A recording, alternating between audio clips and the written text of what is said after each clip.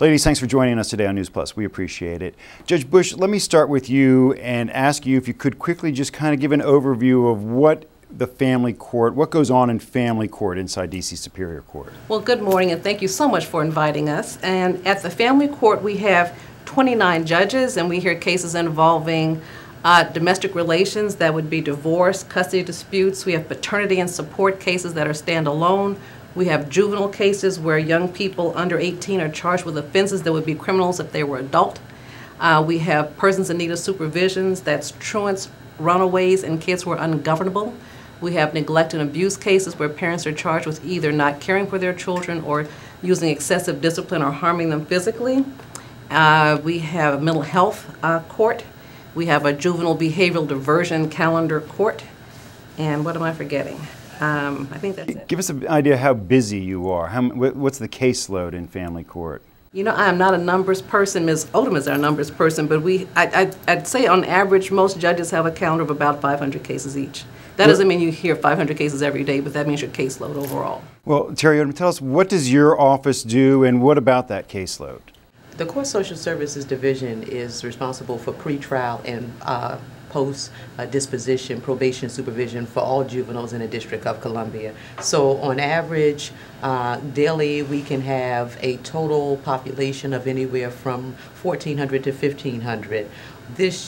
We just completed our 2012 data, and we received, I would say, probably about 3,400, about 3,450 youth referred to us once they were arrested, primarily by the Metropolitan Police Department. So that was 11% reduction overall in the number of youth coming into the family court, and obviously not all of them were charged. The vast majority of them were and went on to be sentenced. But it's interesting to note that while there was an overall slight 11% decrease, there has been a major increase in certain types of crimes: robbery, robbery, force of violence, attempted robbery, armed robbery.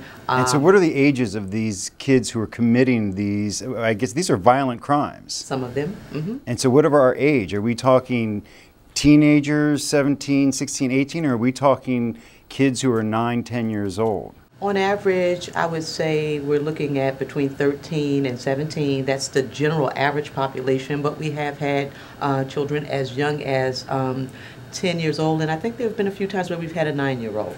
But those are outliers. Those are rare. And the good news is that most young people in the District of Columbia never get arrested. Yep. Most kids who get arrested don't get prosecuted, they get diverted. Most kids who get arrested and prosecuted end up at home with their parents in their neighborhood schools under the supervision of Court Social Services with Ms. Odom, and very few kids ever get removed from home and committed to the city. How many kids do you currently have under supervision? As of today, I would probably say somewhere between 1,350 and 1,400. And you know, most people never hear about this and never really even come in contact with this until something very bad happens, and then we read about it in the paper, and we think back to the principal, Brian Betts, who was murdered, and it turned out the suspects in that turned out to be juveniles, some of whom who were on supervision and had been through the court system. So what's being done to kind of stop this before we get to that point? Judge Bush? I think we're very innovative in the District of Columbia. One thing that Ms. Odom's shop does that you won't find in other jurisdictions is there's a mental health screen for every kid that gets arrested, so that you're able to identify their mental health needs off the start. We get a lot of information from their schools about their school attendance, their grades, whether or not they need special education services. We get their mental health evaluations. If there's some indication that they need further evaluation, we provide them. I'll let Ms. Odom tell you about our barge drop-in centers, but we have opportunities for young people who are nonviolent offenders to be diverted onto a diversion program where they get not just community-based mental health services, but in-home with them, their siblings, their parents, that follows them even after the case closes. And we have judges who go out to the schools because while not every young person comes into the juvenile justice system, all kids go to school. So we have judges who go out to our schools to make sure that kids who are in danger of becoming truant and missing the opportunity to get an education. We meet with those young people, with their parents, with their family members, to connect them with services, to figure out what may be causing them not to be engaged in their educational setting, to try and correct that for them. You mentioned truancy. Is that an early indicator that there's going to be trouble? Gateway. And we just see D.C. Councilmember David Catania has introduced legislation that would actually impose penalties on the parents if their children are chronically truant. Do we think this is a good step? Judge Bush, what do you think? Well, I actually had that calendar, and most of the parents that I met whose children weren't coming to school, it wasn't because the parent didn't value an education for their student or they didn't care about their kids.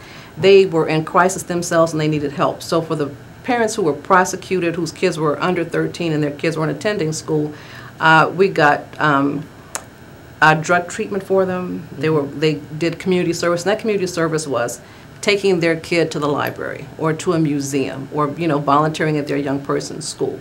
I never found it necessary to lock up anybody's parent because the kid was missing school.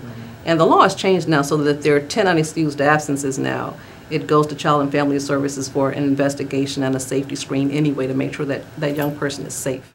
Ms. Odom, it sounds like today the system does a lot better job of connecting the dots, where the schools are talking to the courts and mental health is involved, and we're trying to catch these early warning signs before they become chronic problems. Is that the case? Is that what we're seeing? I think in the District of Columbia we've come a long way. I think if you were to look back prior to 2003 up to 2005, the District of Columbia would have probably been ranked one of the lower in producing juvenile justice systems nationally.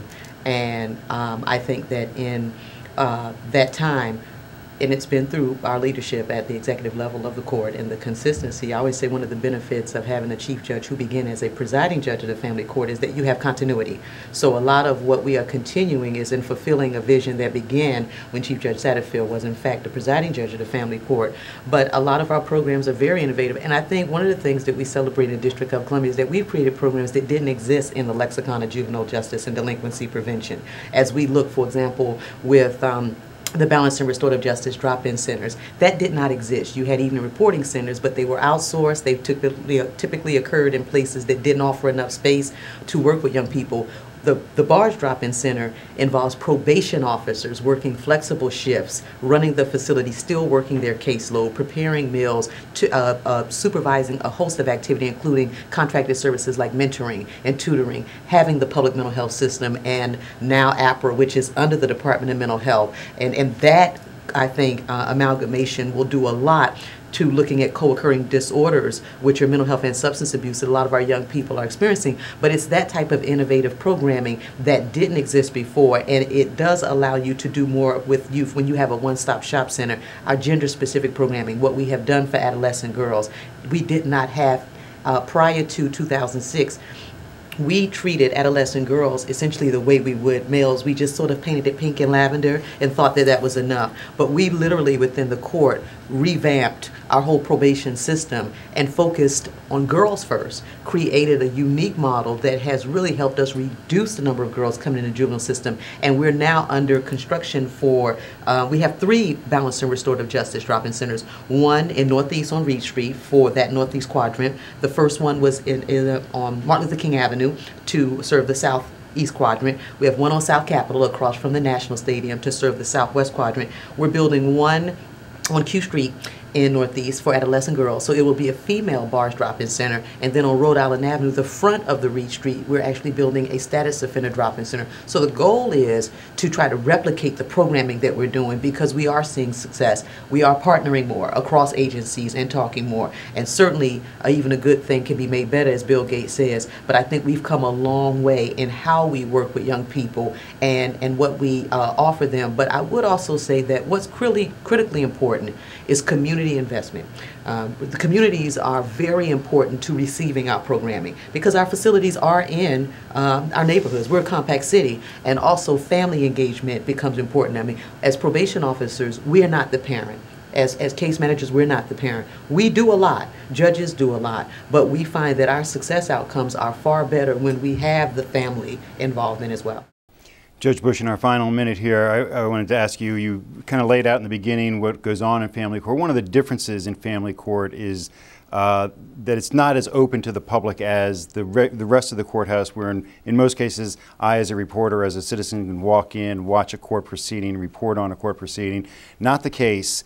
I don't want to use the word secretive, but there are serious privacy concerns in your courtrooms, correct? Well, not all of them. For the neglect cases and for the juvenile cases, they're closed to the public. And that's because you don't want the child to be labeled for life as being in the neglect system or having committed a juvenile offense. And that's because young people think differently than adults, and you want to give them that chance to make that stumble and fall and stand back up and get a clean start.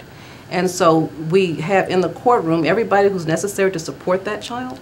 And so child serving agencies can sign a form so that if they don't divulge any identifying information about the young person or their family, they're allowed to come in and observe, to learn about the juvenile justice system or the neglect system. And that's true for the press also. We value sharing information about what we're doing with these young people and the challenges that they face, and just to show that they're being treated fairly and that things are working out for them. So we have an interest in having the public know about what we're doing, and so we want the press there, because if you can put a face on it, and it's not just statistics, but it's a young person, as long as you're not violating their right to have a confidential proceeding, I think it's helpful to us, and we always enjoy sharing information about our young people and about our program. Judge Bush, Terri Odom from D.C. Superior Court, thanks for joining. Thank you for having us.